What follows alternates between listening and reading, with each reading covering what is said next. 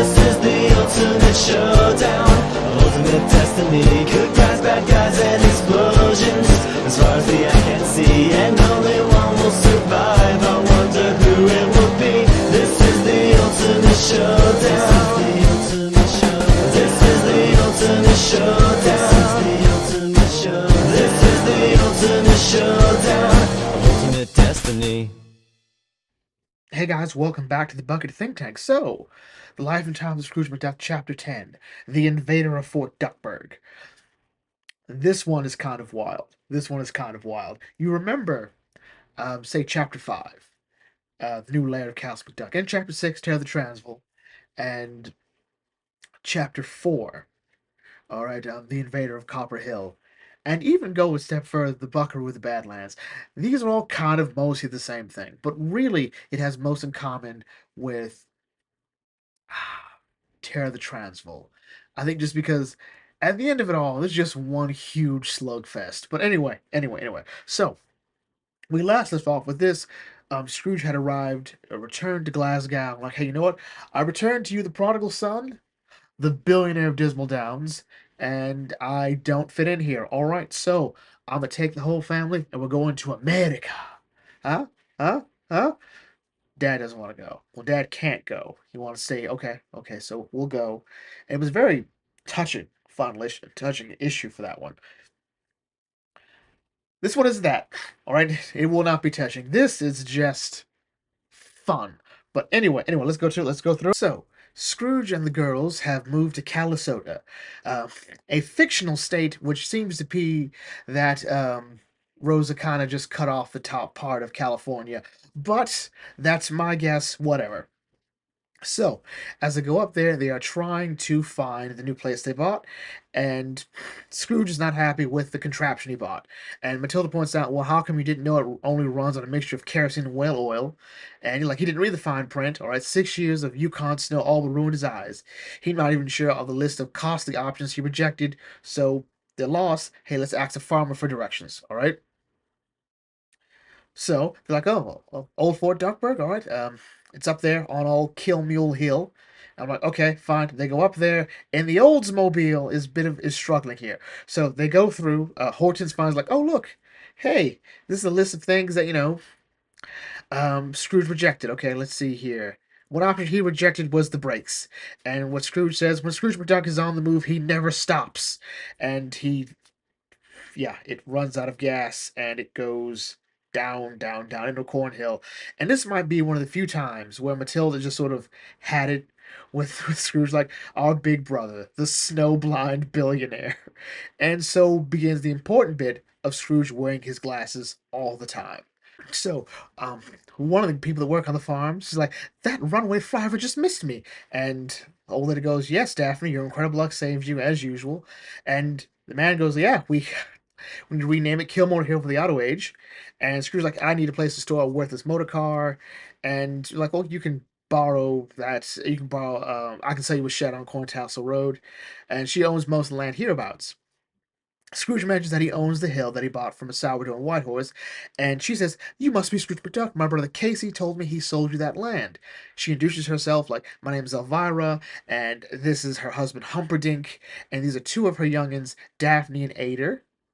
All right, and folks just call the Mon Pa duck. Scrooge like, how quaint. You know there could definitely be other ducks who are parents, but whatevs.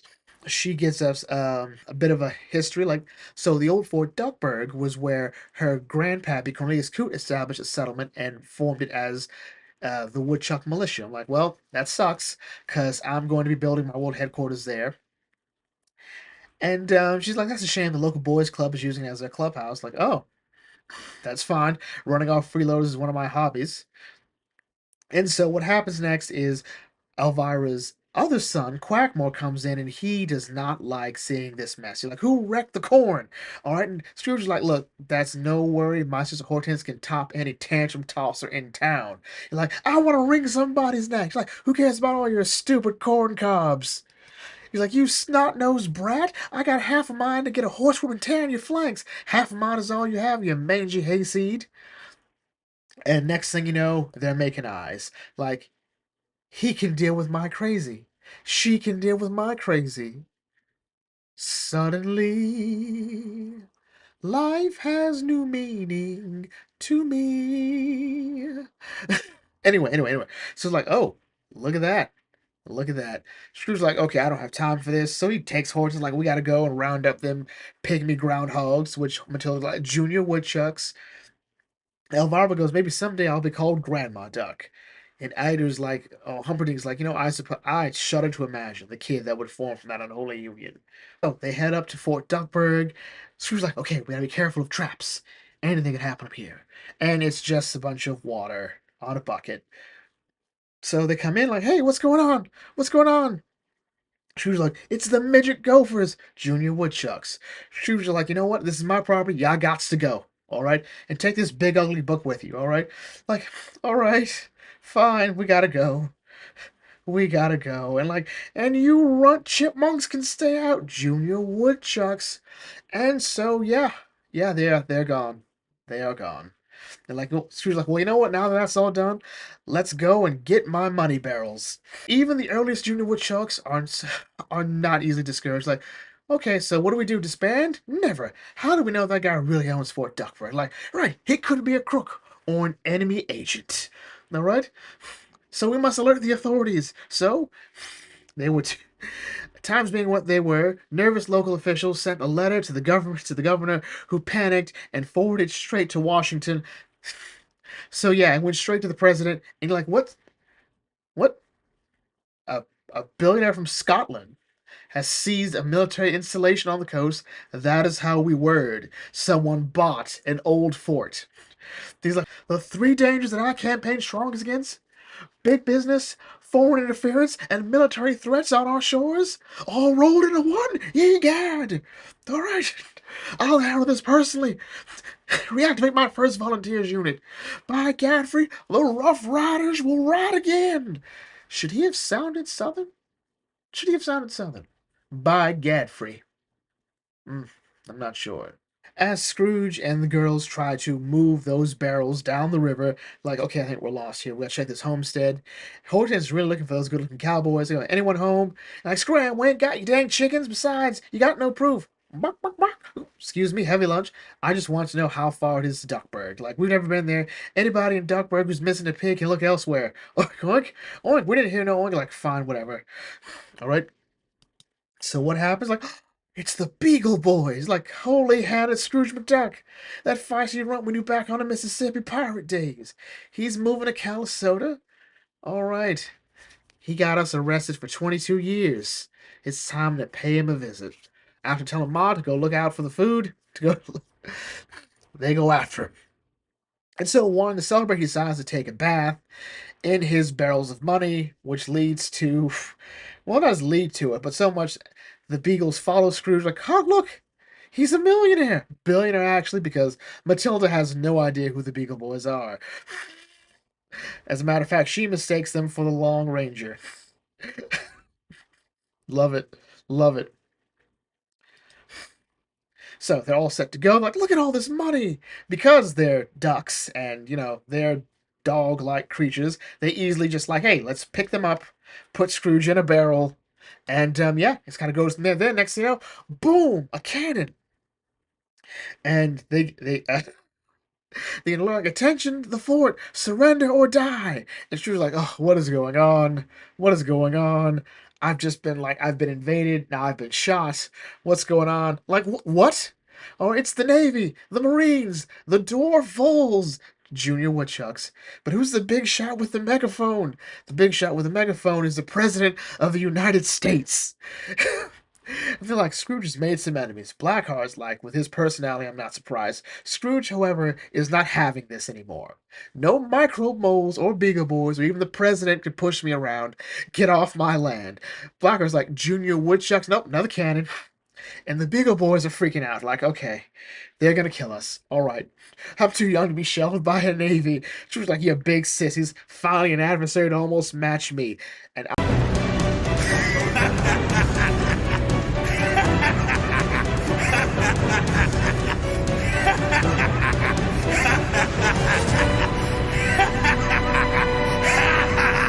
charge. So begins the historic charge up Killmotor Hill. All right. And so what happens? Well, Scrooge, being the mad lad he is, has already locked the door so they can't get out. All right. Like, okay, what are you gonna use, Scrooge? We got no weapons. Like, the only thing I've got, the fort itself. He'll throw this old dump on them stick by stick if I have to until he's defending a bare mound of dirt. The president goes, "Watch out for the north turret." What do you mean, sir? A sniper? No, I mean literally the north turret's coming down, knocking out some rough riders. And what happens? Like, bully! I've attacked many a fort, but this is the first time a fort ever attacked me. Invigorating! Let's go, man!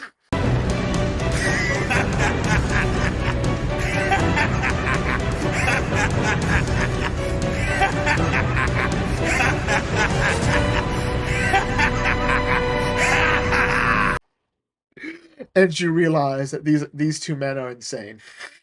But it's fun insane. Another explosion with some stick of dynamite, and Scrooge is undeterred. Come at me, you monkeys! It'll be a dark day when I give in to a mere superpower. Oh, God. Hortense comes in with the broom, and she is scaring off the Rough Riders in what becomes the historic retreat down Killmotor Hill. And they're like, yeah, like, what are we gonna do? We can't shoot an unarmed lady. And like, oh, Sarge, just this once. The president is amused. He's like, I must try that act on the Congress. But he's not done. Undaunted, I shall press on single-handedly. No foreign tycoon warmonger will invade Fort Duckburg. I'm like, this is so wild. I love it. And so begins like the final. The two greatest men of their day meet in a head-to-head fight to the finish. Who will blink first? The guy who made it square, or the guy who dealt it square? And as they come to, they're like, wait a minute. It's you! It's you! It's you! You're Buck McDuck from Montana, and you're that rancher I met years ago in Dakota Badlands. I thought you were some cowardly interloper. How absurd! Scrooge's response is, I never guessed you ended up the president. Why, you've almost done as well as I have. Which I do love. I do love. Hortense comes back with Quackmore as Matilda asks what about the Rough Riders, but leaves them having another argument, which means they just make more eyes. Which Matilda goes, "Do I hear wedding bells or do I?" And effectively, this all sort of comes together. President acts like, "Hey, I almost made a tragic mistake. Why did you answer my first hail?" Like, I was having some monetary trouble with those crooks. To which he goes, like, "Look, you boys go find an unwhacked Rough Rider and tell him I put you under arrest." Now, one would say, why would you do this? But let's recall this is a time period when everyone, regardless of where you are, find it a great honor to have anything be done to you by the president. So it was like, oh, you bet, sir, you bet. All right, we're being arrested by the president, arrested by the president. So that night, Scrooge and the president, Teddy Roosevelt, let's just stop pretending now. All right, and have a presidential campfire, swapping old stories. All right, Hortense and Matilda were like, I always thought that one day our brother would have fancy dinners at the White House. This ain't it. But it's a fun moment because they're having so much fun. All right. And so they have a moment like where Teddy goes, "Scrooge, I owe my success to you. I may never have gotten back into politics if not for your coaxing." Scrooge responds, "And you taught me the glory of hard work and to always be a square dealer. And the result is my first billion. Soon I'll build a suitable fortress for that seed of my empire, and that seed will grow and spread and bear fruit. And someday this 3 cubic acre bin will fill up and my money will near the top of that gauge." Matilda's like, "Sure, Scroogey, your old canoe dragging story was more likely. And because I'm going to be building this business here, I'm going to ignore that, Matilda. I'm going to start building industries around Duckburg. This one-horse town will grow into a mighty metropolis. All right? It won't just be Duckburg. It'll be Duckburg." And so, as Scrooge walks through enjoying town, we're getting one of the last moments he'll get with that hat. Look, the Junior Woodchucks, the one time he gets it right. And he's like, you know what? You guys helped me out here. If you hadn't called the government last year, the Beagles would have gotten away with my money. Like, I want to make a donation to your new clubhouse. And now, if you hear the new billionaire in town wants to donate, you would expect something really cool. He's like, nope, here you go. Here's a used doorknob. Couldn't even give him a fresh one. So anyway, Scrooge meets a man and his wife, like, hey, buddy, here's some tycoon moved in town, and there's going to be lots of new jobs. Like, that's right. And, like, well, Mabel, this is where we'll build our homestead. She's like, yes, but not near that thing. What a monstrosity. To which Scrooge responds, you better get used to that monstrosity, ma'am. It's here to stay. And we get our first look at the money bin as Quackmore and Hortense have a picnic. And apparently, Hortense is not a fan of the idea of Donald as a name for a son, as the story ends. I love it. I love it. So, we just agree this was intense, right? This was like amazing. But anyway, let's recollect ourselves. All right, for some lore. So we all know this gentleman here is Blackheart Beagle. All right, Rosa pretty much created him using um um the, the Blackheart Beagle from the river race from the great riverboat race, and what he believed was the great story of the Money Well, which is also where they got the lot that the Beagle Boys were hiding out in. But as Rosa revealed, Barks never intended for these two to really be the same one. There's no real connection to them. The Blackheart Beagle we see in this comic, in the Invader Fort Duckburg and the Life of Scrooge, is an amalgamation of those two Scrooges. Effectively, this should be our regular Grandpa Blackheart Beagle. All right? Scrooge coming to America to set up is nothing new. Once Upon a Dime did it, and of course we do remember in the Life and Crimes of Scrooge McDuck, where we got the sort of new origin for Scrooge and the Money Bin. Not even Scrooge and the Money Bin, sort of Scrooge, Duckburg, and the Beagle Boys, where effectively the Beagle Boys are just running the town anyway, and Scrooge wins it. It ultimately just isn't that fun a story. It's more like an attempt to discredit Scrooge.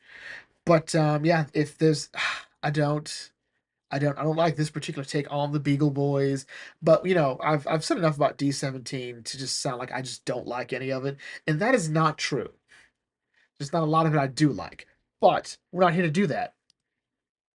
The Donald Duck family tree happens here, of course. Elvira Duck, as we know her as Grandma Duck, we see her in a bunch of other stories. She's a background character mostly in DuckTales 87. If she's one of those blink and you'll miss her moments. But it all does start here.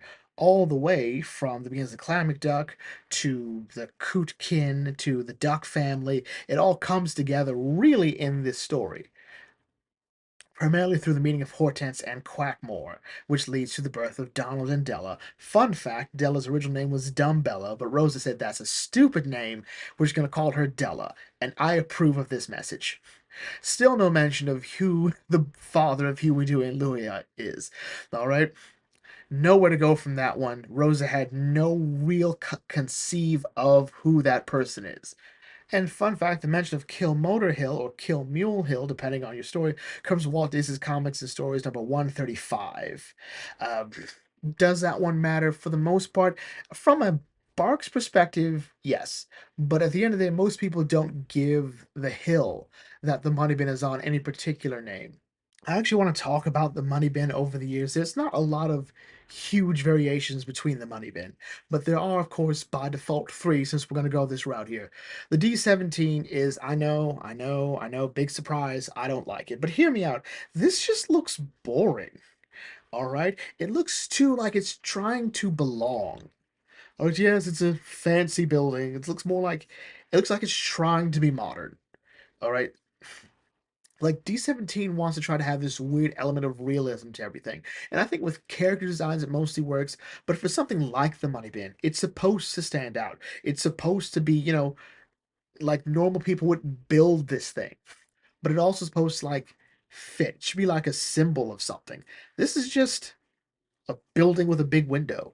It's kind of it. Then, of course, there's my sweet 1987 money bin. This is my first money bin. You never forget your first money bin. And I'm not gonna lie, I love it. I love how it's tall. Well, it's tall, so stupid.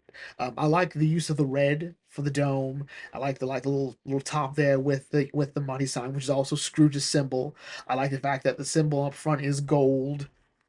All right, with the S. To me, it works. It works. Okay. Now, let's be honest here. Let's look at this one here. One could argue the same issue I had with the first one, with the D17 one, should apply to this one. And I have to say no. There's a lot of personality here too. First of all, the hill. Killmotor Hill is brilliant as location. Look at this. It's now huge. It's now towering over Duckburg, which at this point is basically just a couple of shacks. But even later on, as Duckburg will grow and thrive, the money bin will always be this huge presence over it. It works. All right. Also, we still have the giant money sign, and we have like I love the giant signs on it. Hands off. This means you. It works. Okay, it works. It actually looks more like a bank uh, than anything else now, and I love that. Okay, it works. Okay, this right here feels very postmodern. Very like its simplicity is its strength, but we don't do anything with it. All right, like it's hip, it's in. It's like the new Burger King compared to the '90s Burger King. All right, and it just doesn't work for me. It just doesn't do anything. And honestly, this one still has a place in my heart. It might still be my favorite because I'll totally admit that's because of nostalgia. That's totally because of nostalgia. All right, that to me is just it echoes elements of Earthquake, Raiders of the Lost Harp. All right, the beautiful opening scene and the money vanishes. All right, it just I love it. Too many good memories from this one here. But this one, and maybe you could say that D17 is trying to draw from the elements of this, but it's missing the scale. Again, the fact that it's on this huge, impossibly large hill, which basically is a mountain if you look at how small everything else is. It works, okay? It works. But anyway, enough of that here. So, if you are new to the Bug Authentic, feel free to like, comment, share, subscribe, smash the thumbs up button. I'll catch you all later. This is Bug Think Tank signing off. Thanks for watching, and as always, may your fandom serve you well.